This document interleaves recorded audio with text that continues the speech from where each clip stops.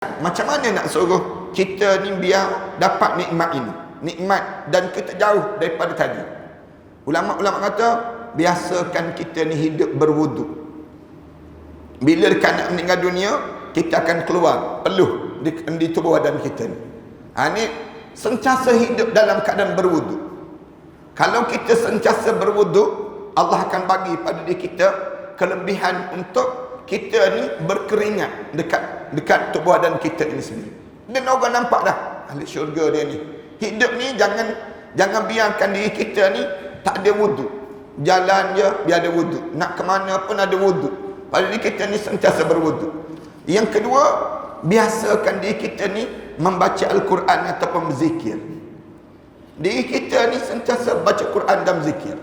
Ini cara dalam diri kita demikian. سنخوض معاركنا معهم وسنمضي جموعا نردعهم ونعيد الحق المغتصب وبكل القوة ندفعهم وبكل القوة ندفعهم بسلاح الحق البتار سنحرر أرض الأحرار ونعيد الطهر إلى القدس من بعد الذل وذا العار من بعد الذل وذا العار سنخوض معاركنا معهم وسنمضي جموعا نردعهم ونعيد الحق المغتصب وبكل القوة ندفعهم وبكل القوة ندفعهم وسنمضي ندك معاقلهم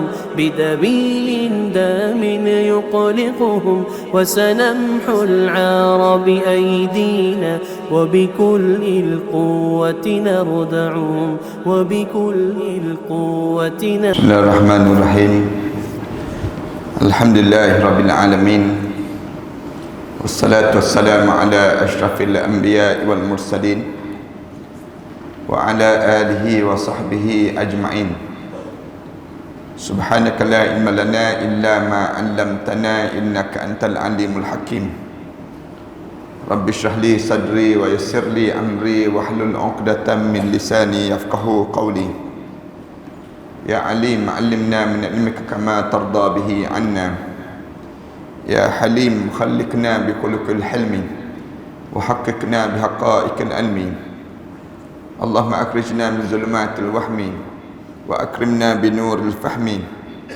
وافتح علينا بمعرفة العلم وحسن أخلاقنا بالحلم وسهل لنا أبواب فضلك وانصر علينا من خزائن رحمتك يا أرحم الراحمين ويا أرحم الراحمين ويا أرحم الراحمين أما بعد. Para hadirin yang dirahmati sekalian, pertamanya saya pohon kemaafan kerana keterlewatan sangat dalam jadual pada pagi ini ya. Kerana kesesakan jalan daripada saya tersilap masuk jalan MRR2 yang menyebabkan sesak di kawasan tersebut. Patutnya saya datang daripada Diuk. Biasanya bila nak masuk melalui Diuk tadi, tiba-tiba nampak sesak awal. Rupanya sesak awal tapi tak sesak akhir. Ni yang menyebabkan kat sini sesak akhir. Dekat-dekat dengan sampai di kawasan Pandan tu sesak sangat di kawasan demikian.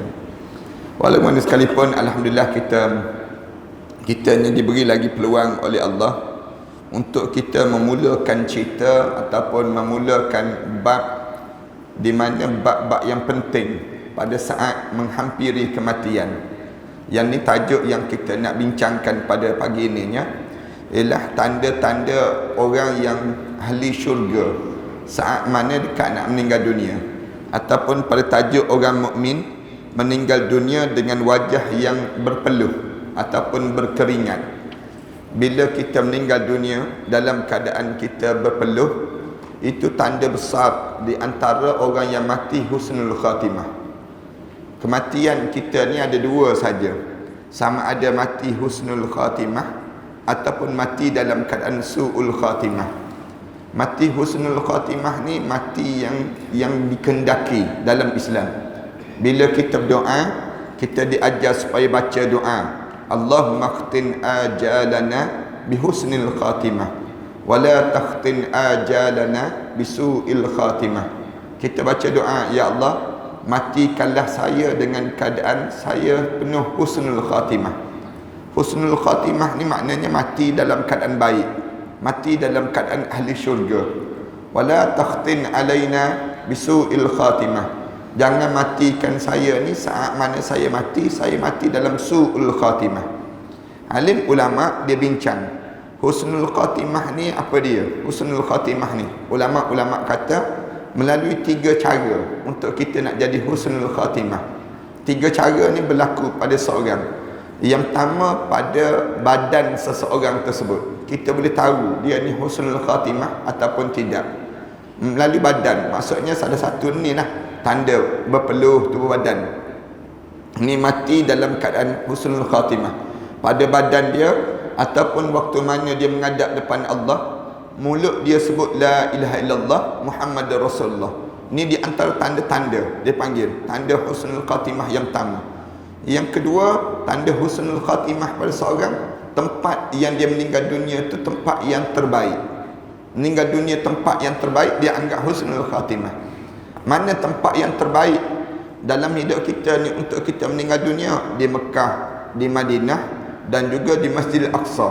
Ni tempat yang terbaik.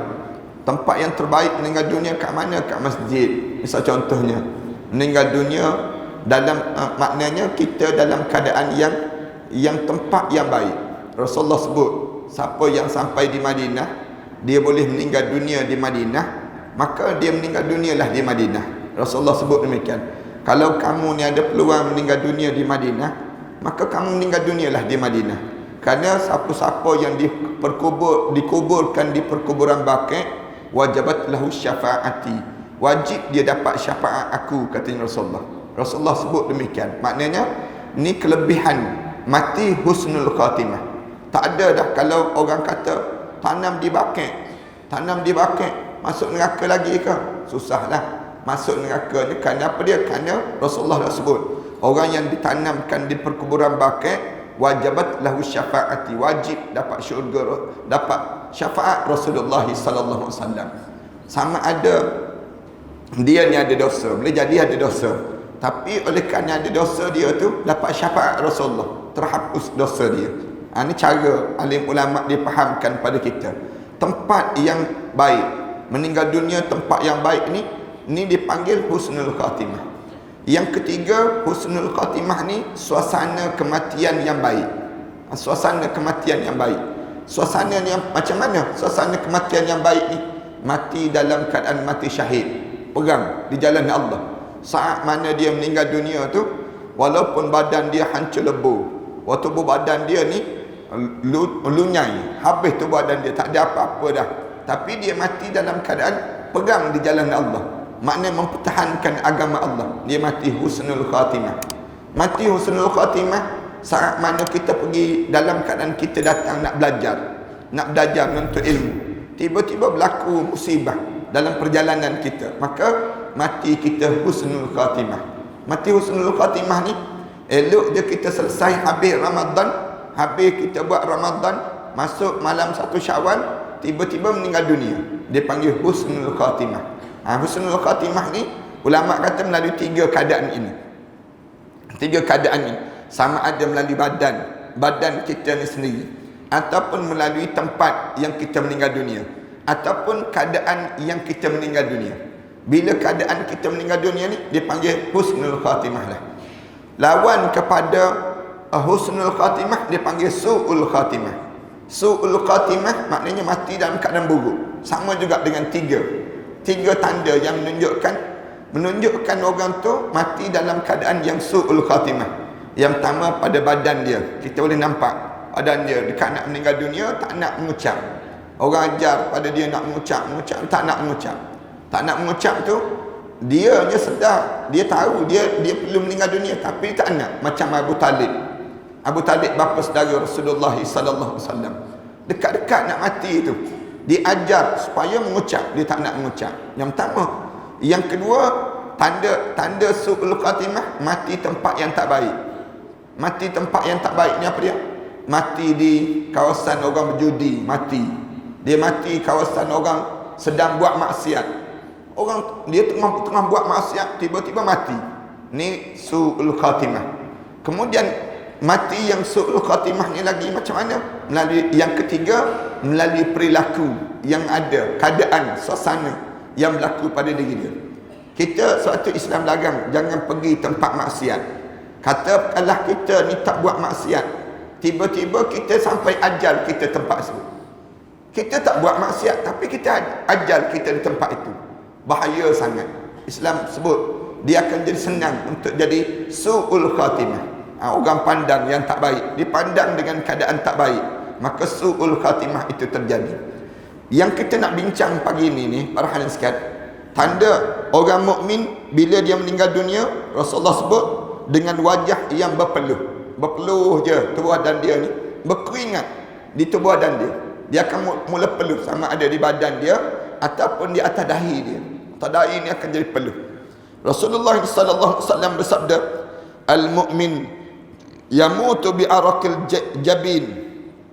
Rasulullah sebut orang mukmin bila dia dekat nak meninggal dunia, dia berpeluh. Dia peluh. Ini tanda dia ni, dia meninggal dunia dalam keadaan dia ni sedang berpeluh. Kenapa dia peluh? Kita tanya, kenapa peluh Ustaz? Jawabnya kerana dia tengok satu benda yang dia tak terbayang nikmat sebegitu. Dia berpeluh terus. Dalam hidup kita ni kan, bila kita dapat satu benda yang kita tak terfikir dalam diri kita, mesti kita berpeluh. Cepat kita nak peluh. Misal contoh, saya pernah buat contoh kan yang mudah. Kita bangun tidur, kemudian dengar ketukan pintu rumah kita. Kita pun keluar, tengok polis. Polis datang bagi watikah. Watikah apa ni kita sebut? Kita pun buka. Tengok puan dilantik menjadi permaisuri agung, misal contoh lah. Mesti kita peluh terus. Kenapa tak peluh?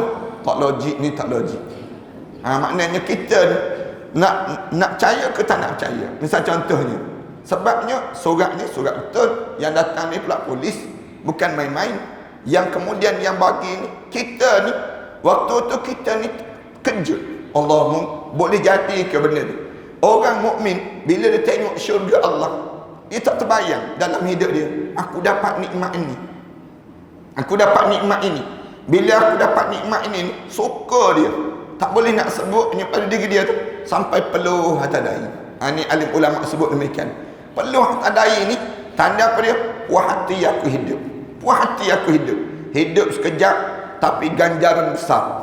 Sebagaimana orang dapat ganjaran, orang pergi ke pasar raya kan, dia beli barang RM10 je, tapi bila buat cabutan, tengok dapat kereta, hadiah kereta emas, misal contoh, dia rasa seronok. Allah berbaloi aku.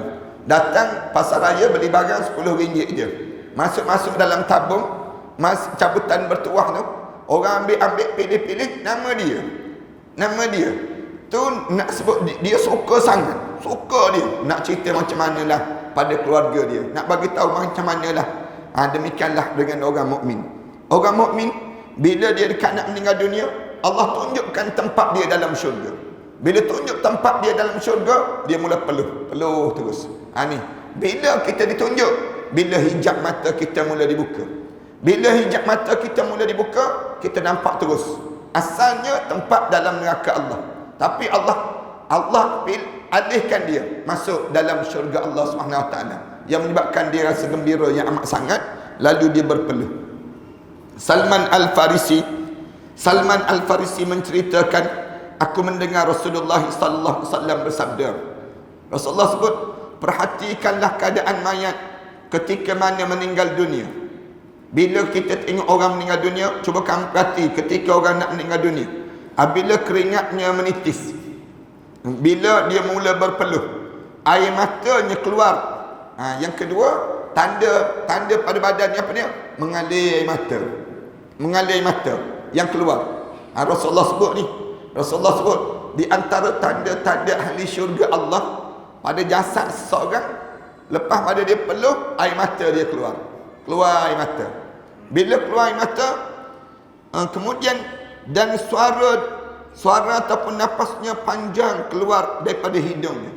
Bunyi macam hujung. Bunyi napas dia tu, bila roh dia nak keluar tu, tenang je dia. Tenang je dia tu. Napas dia tu macam tidur malam tu kan. Bila kita tidur malam, bila kita tidur lena yang tak berdengkur, tapi lena dalam keadaan yang bunyi, sah kita dengar. Kadang-kadang kita cuba perhati isteri kita ke, suami kita ke, anak-anak kita ke, kalau dia tidur dia lena tu bukan berdengkur, tapi dia tidur lena pada diri dia. Kita bunyi napas dia tu. Napas yang macam itulah orang mukmin bila saat mana dia nak keluar daripada jasad dia, dan dia di antara tanda ahli syurga Allah SWT. Keluar tenang je pada dia ni. Maka itu merupakan rahmat yang diturunkan Allah SWT kepadanya. Rasulullah sebut itu tanda rahmat Allah yang berlaku pada seorang. Kalau kita tanya kenapa perlu ni, kenapa dia jadi nampak macam ni, itu tanda rahmat Allah. Allah sedang menurunkan rahmat pada diri dia. Orang yang meninggal dunia dengan berdengkur seperti dengkuran unta yang tercekik. Ni Rasulullah sebut, mula Rasulullah sebut, kalau kamu dengar orang dekat nak meninggal dunia bunyi kak macam bunyi suara unta yang tercekik, dia sebut demikian. Bunyi macam benda yang tak lepas. Kak. Ni berlaku pada dia, ni tanda ahli neraka. Na'udzubillah min dzalik. Na'udzubillah min dzalik. Kita janganlah demikian. Bila orang mukmin ni, kalau kita nak meninggal dunia tu, bunyi nafas tu tenang je. Manakala orang yang tidak mukmin, bila dekat nak meninggal dunia, Rasulullah sallallahu alaihi wasallam sebut bunyi macam bunyi qah lekat tu badan dia. Kulit dia menjadi gelap. Kulit ni berubah menjadi gelap dia. Muram wajah dia betul nampak macam ada sesuatu yang tak kena pada tubuh badan dia. Kemudian daripada sudut mulutnya keluar buih, sama juga keluar buih, banyak keluar buih daripada mulut seorang tadi. Maka itu merupakan azab yang diturunkan Allah kepada seorang tersebut. Maknanya saat yang dilalui itu dia sedang melalui azab. Dan dasar pada yang ni juga alim ulama sebut itu tanda-tanda ke orang ni dihumban ke dalam neraka. Na'udzubillah min dzalik. Kita pula bila katakanlah keluar buih, nampak keluar buih, benda apa yang perlu kita buat? Ambil tisu ataupun kapas, cepat-cepat buang. Cepat-cepat buang. Jangan pula kita tengok buih keluar, kita pula sebut neraka dah dia, kita sebut. Jangan kita sebut demikian. Kita pula diam, ambil cepat-cepat kapas. Ambil kapas, ambil tisu ni, buang buih yang keluar ini. Kenapa? Dia terlampau azab yang sedang dilalui pada diri dia dan yang diturunkan Allah kepadanya tersebut. Hadis ini diriwayatkan oleh Abdullah At-Tirmizi dalam Nawadil Usul. Cerita perkara demikian. Allahu Akbar. Kita berdoa biar kita selamatlah daripada su'ul khatimah itu kepada husnul khatimah, insyaAllah. Bila kita belajar ni, maka kita tahulah. Boleh jadi kita akan tanya, Ustaz, macam mana nak suruh kita ni biar dapat nikmat ini, nikmat dan kita jauh daripada tadi? Ulama-ulama kata biasakan kita ni hidup berwudu. Bila dekat nak meninggal dunia, kita akan keluar peluh di tubuh badan kita ni. Ni sentiasa hidup dalam keadaan berwudu. Kalau kita sentiasa berwudu, Allah akan bagi pada diri kita kelebihan untuk kita ni berkeringat dekat tubuh badan kita ini sendiri. Dan orang nampak dah ahli syurga dia ni. Hidup ni jangan biarkan diri kita ni tak ada wudu. Jalan je biar ada wudu. Nak ke mana pun ada wudu. Pada diri kita ni sentiasa berwudu. Yang kedua, biasakan diri kita ni membaca Al-Quran ataupun berzikir. Diri kita ni sentiasa baca Quran dan zikir. Ini cara dalam diri kita demikian.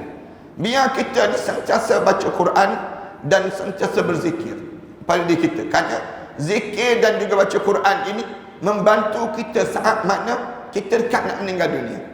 Yang ketiga, tolong biasakan dalam hidup kita ni untuk kitanya bersedekah di jalan Allah. Bersedekah. Sebab orang yang dekat nak mati ni, di antara sebab kenapa dia berbuih mulut dia ni, kerana dia kurangnya sedekah. Na'udzubillah min dzalik. Kurangnya sedekah menyebabkan dia terazab. Sebab tu orang dekat nak meninggal dunia, di antara benda yang berlaku dalam hidup kita ni, senang berlaku pada diri kita, ialah berbuih mulut lah. Berbuih mulut kita. Kenapa? Dia nak sebut pada Allah, dia sebut pada malaikat, laula akhartani ila ajalin qarib fa asaddaqa. Dia sebut demikian. Malaikat, kalau tangguh sekejap, jangan bagi mati lagi. Aku nak bersedekah di jalan Allah. Dia sebut. Nak bersedekah di jalan Allah ni yang menyebabkan kerana dia hidup, dia tak bersedekah. Bila dia nak meninggal dunia, baru dia nak bersedekah. Yang ni berbuih mulut ni. Orang, anak-anak kita, orang Melayu kita kan, dia biasa kalau tengok budak-budak kecil yang banyak air, keluar air ni, keluar air dekat mulut kan, bila dia membesar keluar air, mesti dia kata apa dia? Ni mesti mak dulu kempunan ni, yang jenis tak sempat makan asam-asam ke, ada hajat dia tak tertunai, dapat benda macam ni. Ni orang Melayu kita, dia faham pada anak-anak. Baik, bila kita nak meninggal dunia, ada juga yang Allah tunjuk tanda. Tanda ni dekat, ada orang yang dekat nak meninggal dunia. Bila dekat nak meninggal dunia, di antara benda yang sedang terjadi apa dia? Kerana kamu tak sedekah, menyebabkan diri kamu ni jadi susah saat mana kamu nak menghadap depan Allah. Yang keempat, biasakan duduk dalam majlis ilmu. Duduk dalam majlis ilmu, dia akan mewangi saat mana kita menghadap depan Allah. Duduk dalam majlis ilmu, kita duduk, budayakan pada diri kita ni, ada je majlis ilmu, pergi duduk terus, belajar. Dan dalam hidup kita ni, jangan lebih pada 3 hari. 3 hari belajar, 3 hari sekali, 3 hari sekali belajar. Jangan lebih daripada 3 hari. Kalau lebih pada 3 hari, senang sangat hati kita mati. Bila senang hati kita mati, hati kita ni mati, susah kita nak mengucap, susah kita ni nak menyebut nama Allah. Budayakan dalam hidup kita ni, cari je majlis ilmu, biar ada je majlis ilmu. Bila kita boleh duduk, jangan lebih pada 3 hari. Imam Fathul Mu'asali disebut, kalau kita lebih 3 hari, maka mati terus hati kita. Mati hati ni bahaya. Bila dekat nak meninggal dunia, biar hati kita ni hidup lagi.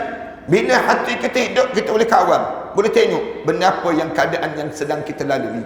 Ini cara yang terbaik. Sebab tu anak sebut ada banyak kali pada jemaah-jemaah kan, kalau kita ni sakit, nazak, sakit teruk, pesan pada anak-anak kita, jangan masukkan dadah saat mana kita nak meninggal dunia. Jangan masukkan ubat lali tu, pelali tu, masuk morfin. Masuk morfin tu jangan kita sebut.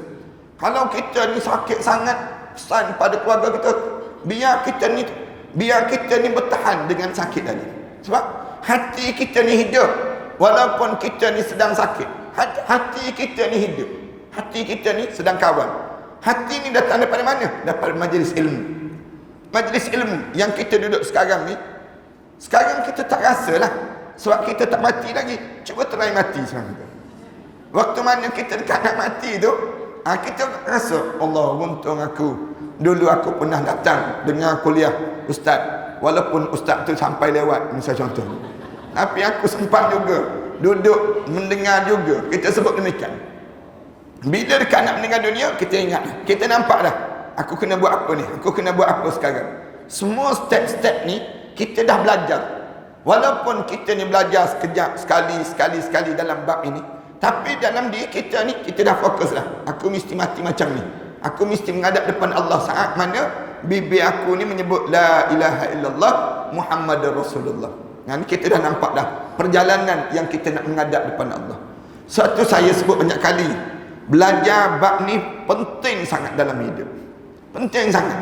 Ada kan, saya tengok dalam khabar kerajaan kata dia nak buat satu program untuk orang tua, supaya orang tua jadi rasa lapang je saat mana dia tua.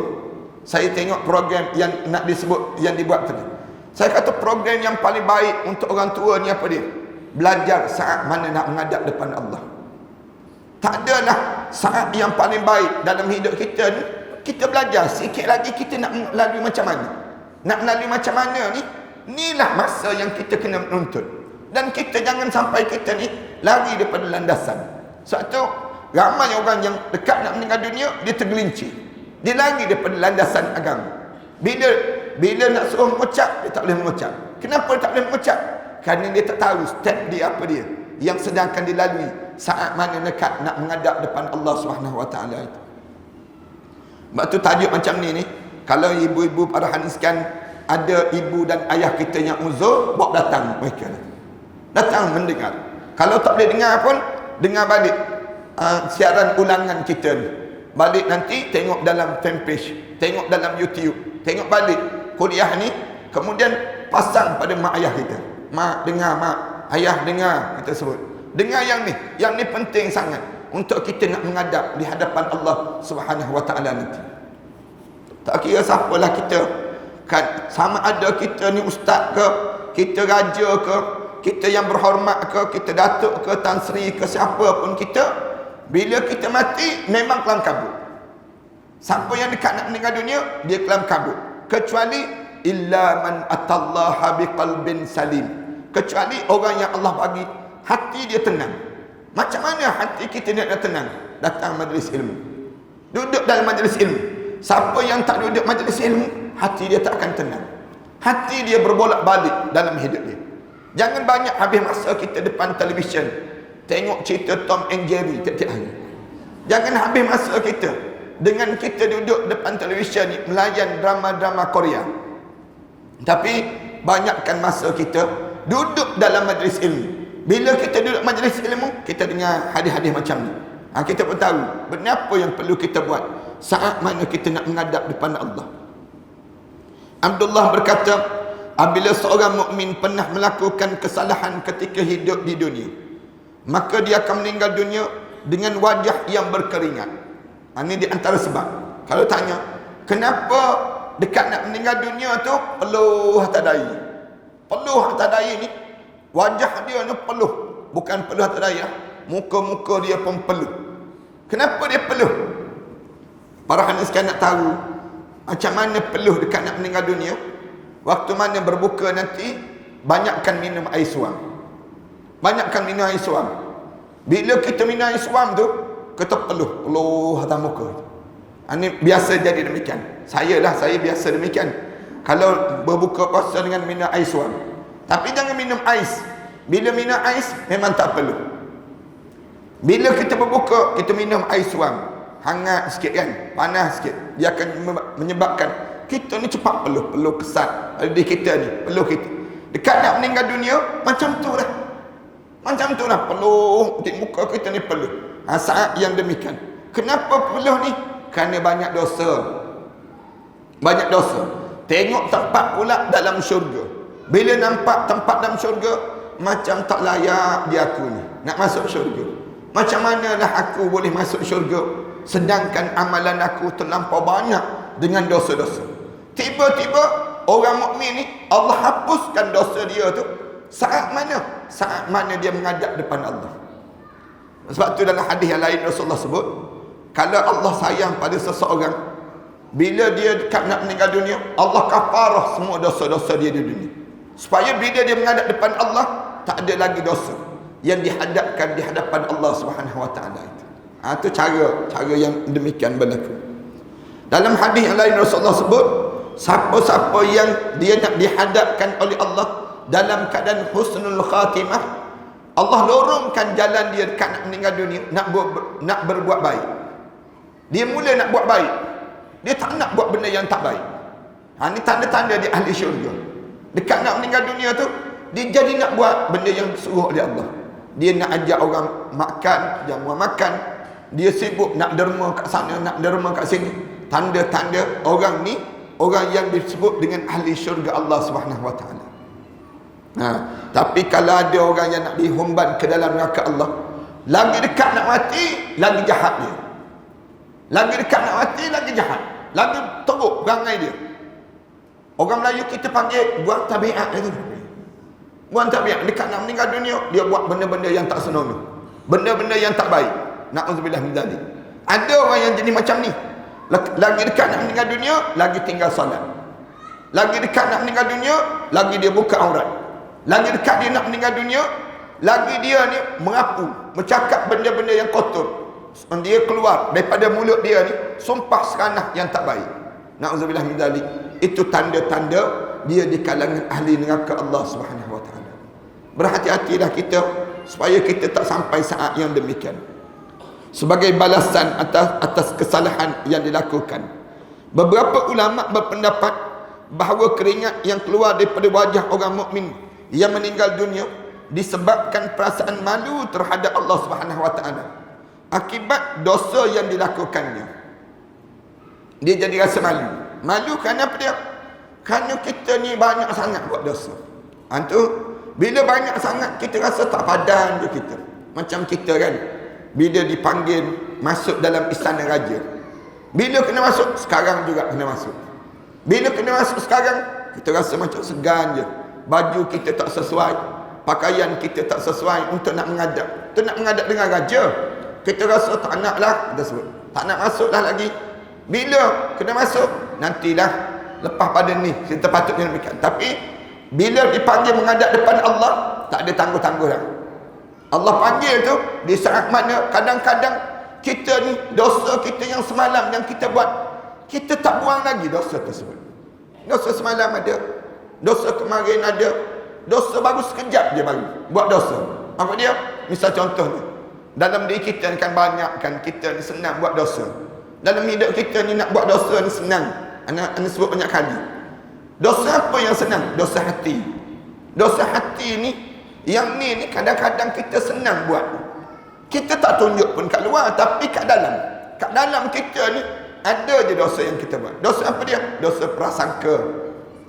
Dosa prasangka dalam hidup kita ni. Dalam diri kita ni senang kita nak jadi prasangka kan.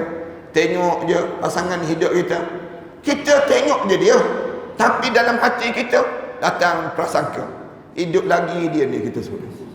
Nak sebutnya buruk sangka kita, tapi kita tak sebut pun. Tapi dalam hati kita ni dosa. Kadang-kadang kan, kadang-kadang kita kan nak jadi buruk sangka tu mudah sangat. Telefon tak dapat, telefon tak dapat, tak masuk. Buruk sangka terus lah. Ni sengaja tak nak angkat dah tu dia panggil. Ni sengaja tutup handphone. Prasangka. Dosa prasangka ni senang terjadi. Sebab tu bila dekat nak menghadap depan Allah, Islam ajar apa dia? Husnuzan billah. Berbaik sangka dengan Allah. Jangan buruk sangka dengan Allah. Nak betulkan hati kita ni biar baik sangka dengan Allah. Bila dekat nak menghadap depan Allah tu, kita ni berbaik sangka terus. Alhamdulillah, dah sampai masa dah ya Allah. Jangan kita ni jadi buruk sangka. Kenapa aku ya Allah? Dalam hati kita ni, kenapa aku? Di antara benda yang kita ni kan, kadang-kadang kita ni kena penyakit kan.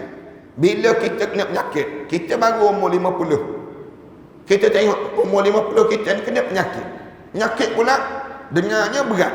Kita dengar demikian, kita pemula, kenapa saya kena ya Allah dalam diri? Kenapa orang lain tak kena? Saya baru 50, orang lain umur 93 tak mati-mati lagi. Misal contoh, orang lain sampai umur 95 tak mati-mati lagi. Kita ni pula baru 53. Takkan 53 nak mati dah? Kita sebut demikian. Yang ni buruk sangka ni. Buruk sangka ni yang menyebabkan kita ni jadi teruk dalam jiwa kita. Islam diajar berbaik sangkalah dengan Allah. Dengan Allah baik sangka, dengan manusia pun berbaik sangka. Ni nak suruh kita jaga supaya jangan ada dosa.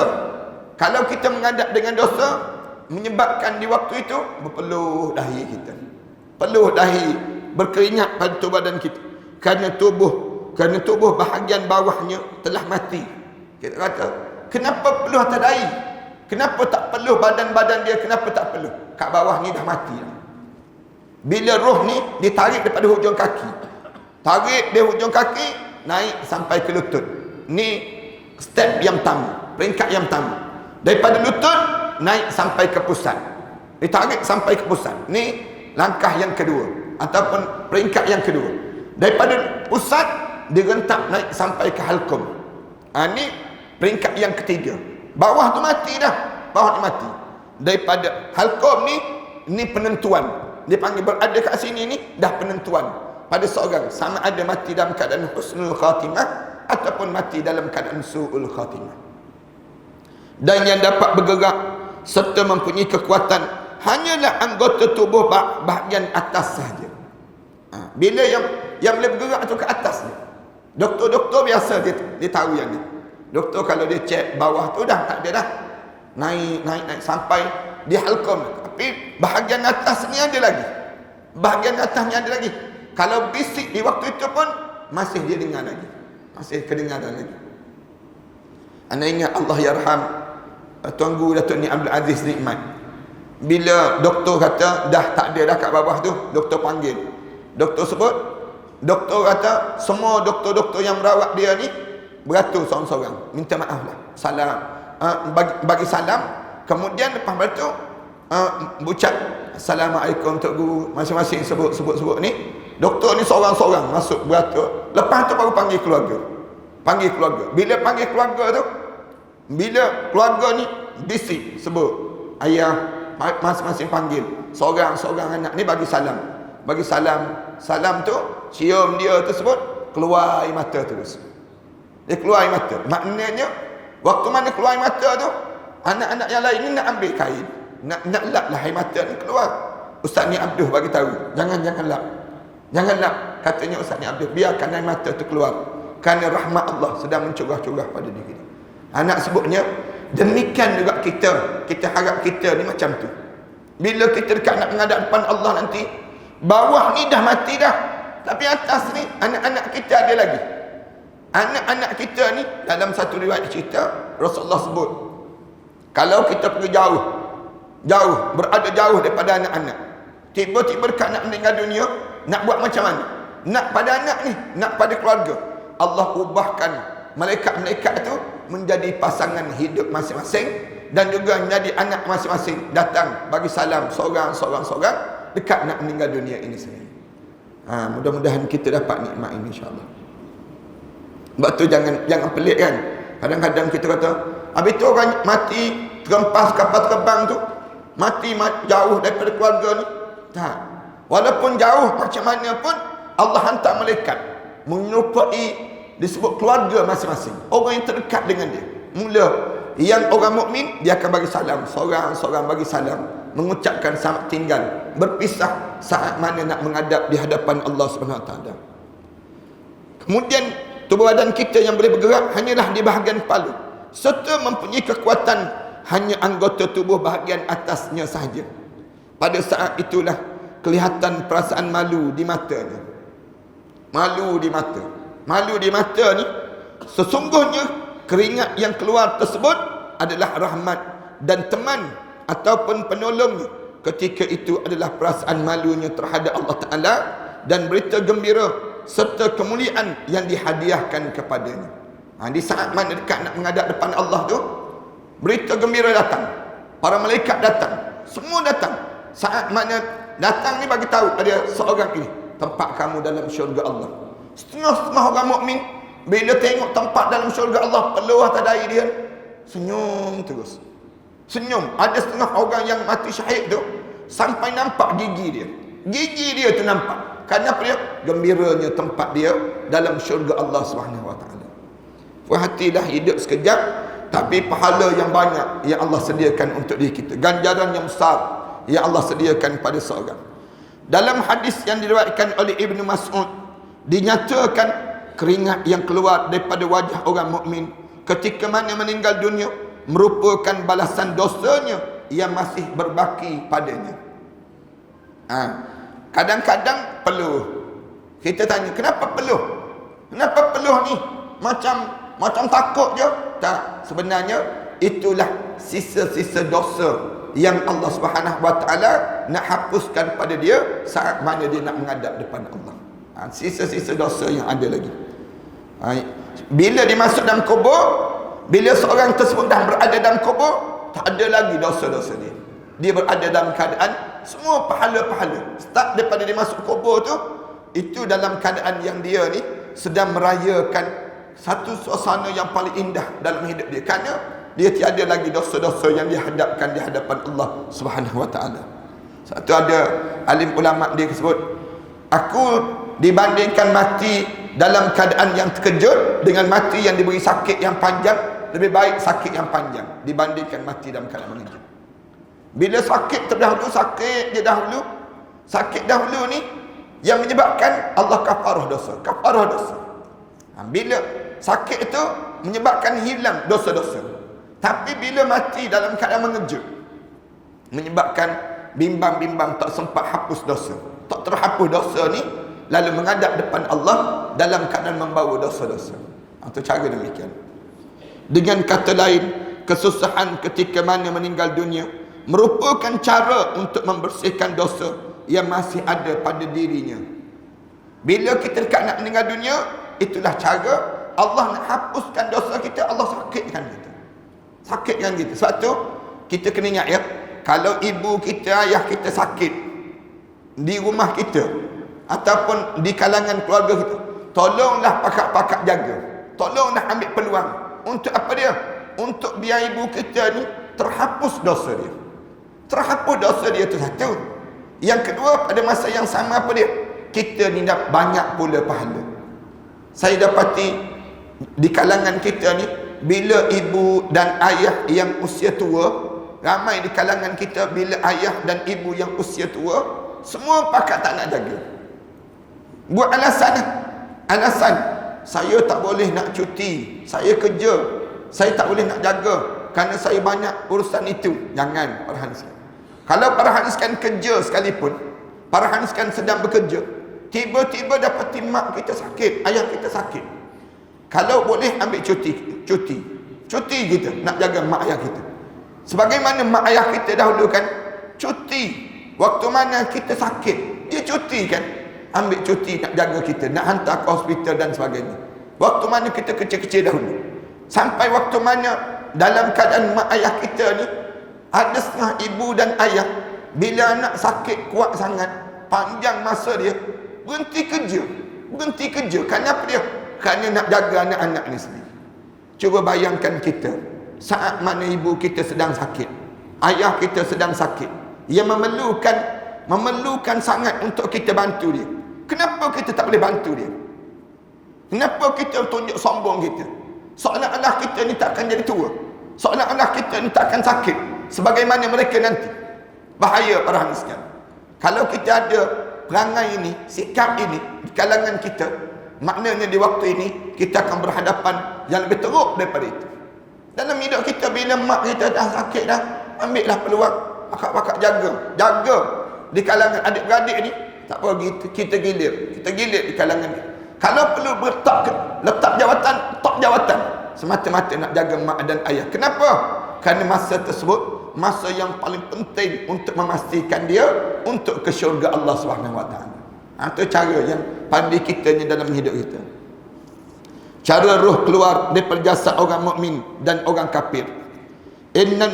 Rasulullah sallallahu alaihi wasallam bersabda, "Inna nafsal mu'min takhruju rashhan wa inna nafsal kafir tasilu kama takhruju nafsul himar wa innal mu'min la ya'malu khati'ah fayashaddid biha alaihi indal maut liyukaffira biha wa innal kafir la ya'mal hasanah fayasahhalu alaihi indal maut liyujziya biha." Ini Rasulullah sallallahu alaihi wasallam sebut, sesungguhnya jiwa orang mukmin itu, Rasulullah sallallahu alaihi wasallam sebut, roh orang mukmin itu dicabut secara perlahan-lahan, cara rashhan. Rasulullah sebut mukmin ini keluar roh dia tu dalam keadaan rashhan. Rashhan ni maknanya tenang dan lembut, lapang je. Orang mukmin ni dikeluarkan roh dia dalam keadaan yang rashhan, bukan latif tapi rashhan. Rashhan ni istilah yang khusus yang Rasulullah sebut di antara kita rasa sakit dan kita rasa nikmat. Itu rashhan. Nak sebutnya roh orang mukmin ni, kita rasa sakit, dalam rasa sakit tu rasa nikmat. Itu dia panggil macam macam ibu-ibu melahirkan anak, sakit kan melahirkan anak, tapi nikmat dapat anak. Nikmat dapat anak. Saat mana kita ni mengeluarkan bayi tersebut, Allah sakit, tak boleh nak bayang, tapi waktu mana kita dengar tangisan anak kita tu, sono je kita. Lapang je dada kita. Ni nak sebutnya apa dia? Rashhan dia panggil. Itu cara Rasulullah sebut. Orang mukmin tu begitu. Bila nak menghadap depan Allah, jiwa dia keluar daripada badan dia tu rashhan. Rasulullah gambarkan demikian. Kemudian wa inna nafsal kafir tasilu kama takhrujun nafsul himar. Rasulullah kata beza dengan roh-roh orang kafir. Roh orang kafir ni bila nak keluar daripada jasad dia tu macam keluarnya yang disebut dengan nyawa-nyawa kaldai, digambarkan pada dia. Nyawa kaldai itu sendiri. Wa innal mu'min, kenapa orang mukmin jadi macam tu? La ya'malul khati'ah. Kerana orang mukmin ni ada benda yang dia buat, benda yang salah, benda yang silap. Hidup kita ni kan tak adalah orang ni hidup betul je manjang, tak ada. Hidup kita ni ada juga ya yang salah. Nak cari yang sempurna ni tak ada. Atas dunia ni tak ada kecuali dia Nabi dan juga Rasul. Hidup ni ada je yang salah kita ni. Bila kita ada yang salah tu, Allah nak hapuskan yang salah tadi, fayashuddadu biha alaih. Lalu Allah sengitkan sikit pada waktu mana dekat dengan kematian dia. Bila saat sakarat dia tu, Allah susahkan dia sikit. Susahkan sikit dia tadi, indal maut. Saat mana dekat nak mati, liyukaffira biha. Dengan tujuan nak hapus dosa-dosa dia yang dia buat sebelum daripada ini. Nah, ini cara demikian. Wa innal kafir, dan beza dengan orang kafir, la ya'malul hasanah. Dia pernah melakukan benda-benda yang baik atas dunia. Orang kafir ni tidaklah semua jahat, tidak. Ada juga benda yang baik yang dilakukan. Fayashalu alaihi, lalu dipermudahkan saat mana dia mati. Indal maut liyujziya biha, dengan tujuan untuk dibalas pada dia saat mana dia masuk dalam kubur. Tak ada lagi tuntutan dia untuk dia nak minta dengan Allah. Aku pernah buat baik dahulu ya Allah. Lalu Allah kata, aku dah balas untuk kamu. Bila dah balas? Bila dekat nak mati. Bila dekat nak mati tu, dia mati tu nampak senang je. Bila nampak senang, itu tanda apa dia? Tanda Allah dah balas segala kebaikan yang pernah dia buat atas dunia ni. Kita jangan pula nampak bila kita tengok orang kafir kan, macam mati dalam drama swasta tu dia panggil. Kan kadang-kadang kita tengok orang kafir senang je mati. Hai bye mati terus dia. Kan kita tengok, alah husnul khatimah kot kita sebut dia. Tak, bukan. Dia bukan husnul khatimah. Dia mati dalam keadaan su'ul khatimah. Dan ini sebut macam mana pun dia, kalau dia tak mengucap, dia tak Islam, dia buat baik macam mana pun Allah balas dekat nak mati ya. Tapi orang Islam, katakanlah dekat nak meninggal dunia tu sakit. Kita tengok payah. Rasulullah ajar pada kita, ingat semua tu Allah nak kafarah dosa dia. Dengan tujuan apa dia? Tujuan nak suruh dia masuk depan, menghadap depan Allah dalam keadaan terbaik saat mana dia menghadap depan Allah. Kita pula jangan pula tengok orang yang sakit tu, kita kata ni payah nak mati ni, bela saka lah tu, bela hantu raya lah tu. Mula nak buka atap rumah lah, mula nak buka pintu-pintu rumah macam-macam gaya, nak suruh cepat mati. Tak, bukan demikian. Sebenarnya Allah sedang kafarah dosa dia. Tu. Orang zaman-zaman dahulu kan, bila dekat nak meninggal dunia tu, dia mula buka atap rumah. Atap rumah kan, dia buka atap zinc. Orang tanya, kenapa buka? Ni bela dia sebut. Bela. Kebetulannya pula dekat nak meninggal dunia tu, dia minta air banyak, minum, makan pun banyak. Bila dekat nak meninggal dunia tu, dia makan tu banyak. Memang bela, confirm dia sebut. Memang membela dia tu dia sebut. Sebenarnya orang dekat nak meninggal dunia ni, dia jadi dahaga.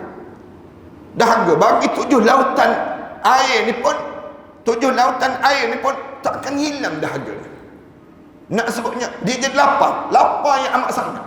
Satu bila masuk dalam kubur, dia akan diberi makan terus. Sebab tu Allah Subhanahu Wa Taala sebut, wala tahsabanna alladhina qutilu fi sabilillahi amwat bal ahya'un inda rabbihim yurzakun. Jangan kamu sangka orang yang mati berjuang di jalan Allah ni mati macam mati biasa begitu. Tidak. Bal ahya, bahkan dia hidup. Inda rabbihim yurzakun. Di sisi Allah dia sedang diberi makan di sisi Allah SWT. Bila bangkit di akhirat, kita dah harga. Ada makanan yang Allah sediakan. Satu orang yang bangkit di akhirat, dia dah harga yang amat sangat. Jadi saat tersebut nak pada makanan, nak pada minuman. Macam mana nak dapat ni? Yang ni yang kita tengok. Ada yang minum air peluh orang-orang, ada yang hirup nanah-nanah yang keluar daripada kemaluan tu, ada yang dalam keadaan berbeza-beza kan. Ada yang menuju ke telaga Kausar Rasulullah sallallahu alaihi wasallam. Semua orang mukmin ni dia menuju ke telaga Kausar. Dia tahu dah di telaga Kausar ni bila dapat minum air setitik mengenyangkan sehingga masuk dalam syurga Allah.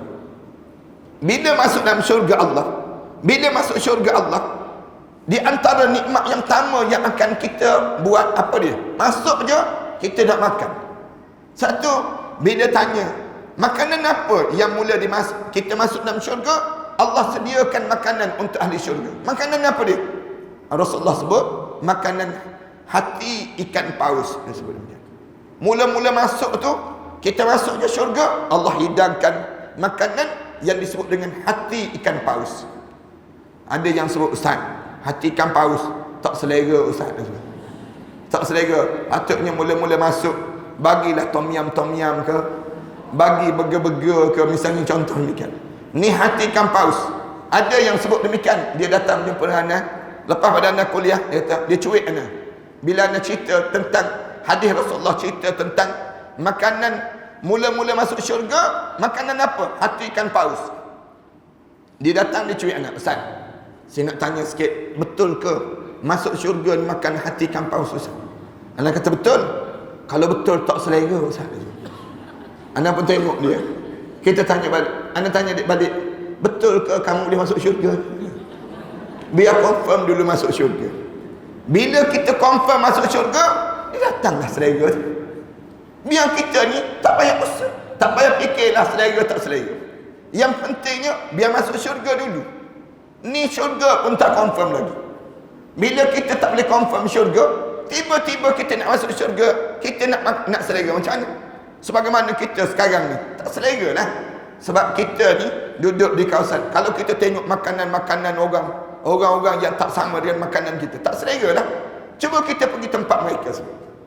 Pergi tempat mereka sebut, lama-lama jadi selera juga. Kita kan, mula-mula kita pergi ke, misal contoh kita pergi ke Afrika, tengok orang hitam je. Hitam, mula-mula kita tengok hitam je orang, misal contoh. Tapi lama-lama duduk, putih pula kita sebut. Berubah pula jadi putih. Lawa pula orang. Dia akan berubah demikian. Mula-mula ni demikianlah. Tapi dah kita ni sama juga dalam syurga. Bila boleh masuk syurga, Allah bagi makan makanan. Ni cara yang diajar supaya kita ni kena ingat pada kita. Bila kita sakit dekat nak meninggal dunia, itu tanda Allah sedang kafarah dosa. Jangan mengeluh. Jangan mengeluh. Waktu mana Nabi Zakaria mengeluh, waktu mana kena gergaji kepala dia kan, Bani Israel gergaji kepala Nabi Zakaria. Nabi Zakaria mengeluh. Bila dia mengeluh, malaikat sebut, kalau kamu mengeluh, habis pahala kamu. Habis pahala kamu. Jangan kamu mengeluh. Bahkan Allah jadikan pada kamu itu ujian. Kamu kena tabah dengan ujian yang kamu lalui itu. Itu cara demikian. Sallallahu ala Muhammad wa ala alihi wa sahbihi wa sallam. Walhamdulillahi rabbil alamin. Bismillahirrahmanirrahim. Alhamdulillahi rabbil alamin. Wassalatu wassalamu ala rasul amin wa ala alihi wa sahbihi ajma'in. Rabbana iftah bainana wa baina qaumina bil haqq wa anta khairul fatihin. Rabbana zalamna anfusana wa illam taghfir lana wa tarhamna lanakuna minal khasirin. Rabbana wa tub alaina innaka antat tawwabur rahim. Rabbana ij'alna muqimas salah wa min dhurriyyatina rabbana wa taqabbal du'a. Rabbana hab lana min azwajina wa dhurriyyatina qurrata a'yun waj'alna lil muttaqina imama. Rabbana atina fid dunya hasanah wa fil akhirati hasanah wa qina adzaban nar. Sallallahu ala Muhammad wa ala alihi wa sahbihi wasallam. Alhamdulillahi rabbil alamin.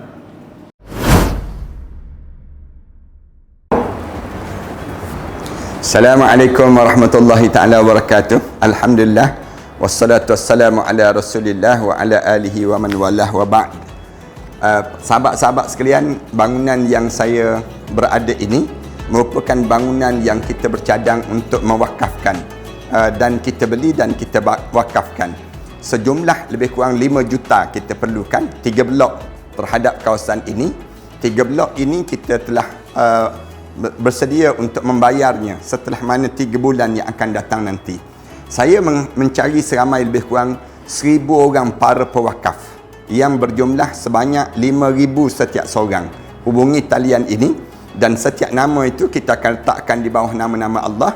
Kemudian kita akan tampalkan di dinding terhadap bangunan ini, dijadikan untuk kemudahan bagi siapa yang berniat untuk mewakafkan bangunan ini. Tuan-tuan jangan risau. Selama mana ada bangunan ini, selama itulah pahala kita akan berpanjangan dan berpanjangan.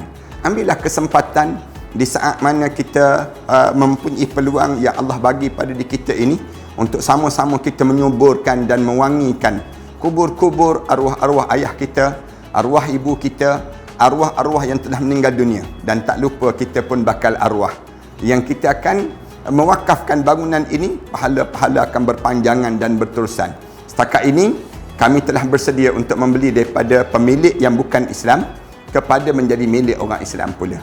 Mari bersama dengan kami, mudah-mudahan Allah jadikan kebaikan kepada dalam wakaf-wakaf di kalangan kita, kepada para pewakaf yang telah mewakafkan ini.